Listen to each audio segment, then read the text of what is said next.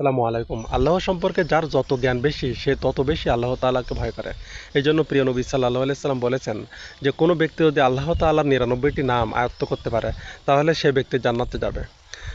রাসূলুল্লাহ সাল্লাল্লাহু আলাইহি সাল্লামের কাছে বিভিন্ন সাহাবীরা আসতেন এবং তারা আমল করার জন্য বলতেন যে আমি কিভাবে আমল করব। তখন রাসূল সাল্লাল্লাহু আলাইহি সাল্লাম বলতেন যে এইভাবে আমল করো। তখন তারা বলতেন যে কেন আমাদের কি এত কম আমল করলে হবে? আপনার তো আগের গুনাহ মাপ এবং পরের গুনাহ মাপ, এর জন্য আমাদের এত কম আমল করলে হবে না। তখন রাসূল সাল্লাল্লাহু আলাইহি সাল্লাম রেগে যেতেন, এমনকি তার চেহারা রক্তবর্ণ হয়ে যেত।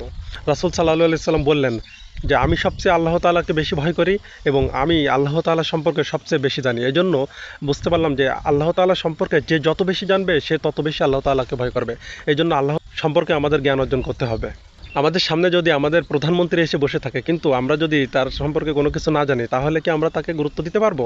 পৃথিবীর সবচেয়ে ক্ষমতাশালী ব্যক্তি ডোনাল্ড ট্রাম্প যদি এখন আমাদের দেশে এসে আমার পাশে বসে থাকে কিন্তু আমি যদি ডোনাল্ড ট্রাম্পের নাম কখনো না শুনি, তার ক্ষমতা সম্পর্কে না জানি, তাহলে আমি কি তাকে গুরুত্ব দিতে পারবো? এই জন্য আমাকে অবশ্যই সেই ব্যক্তিকে চিনতে হবে। এই জন্য আল্লাহ তাআলাকে ভয় করার জন্য পূর্ব শর্ত হলো আল্লাহ তাআলার গুণ সম্পর্কে জানতে হবে, আল্লাহ তাআলার শক্তি সম্পর্কে জানতে হবে, আল্লাহ তাআলার অনুগ্রহ সম্পর্কে জানতে হবে, তার নাম সম্পর্কে জানতে হবে, তার নামের অর্থ সম্পর্কে জানতে হবে। এই সকল জ্ঞান অর্জন করা আমাদের জন্য খুবই গুরুত্বপূর্ণ বিষয়, কারণ আল্লাহ তাআলাকে যদি আমরা না চিনি তাহলে আমরা কখনো তাকে মূল্যায়ন করতে পারবো না।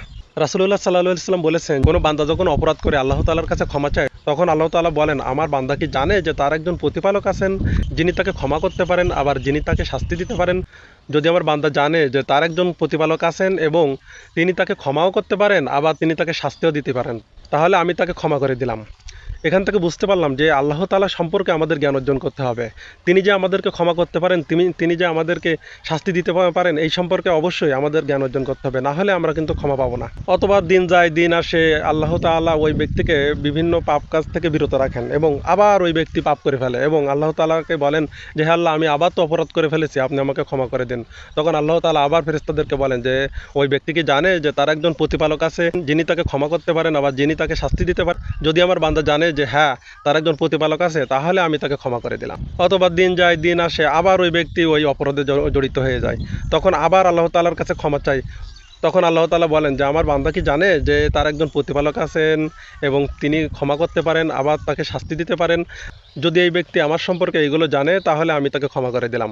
এই জন্য আমাদেরকে আল্লাহ তাআলার ক্ষমা, আল্লাহ তাআলার শাস্তি সম্পর্কে আমাদেরকে জ্ঞান অর্জন করতে হবে। আল্লাহ তাআলার গুণাবলী সম্পর্কেও জ্ঞান অর্জন করতে হবে। আল্লাহ তাআলার যে নাম আছে তার অর্থ জানতে হবে। আল্লাহ তাআলা ইচ্ছা করলে ক্ষমা করতে পারেন আবার ইচ্ছা করলে ক্ষমা নাও করতে পারেন।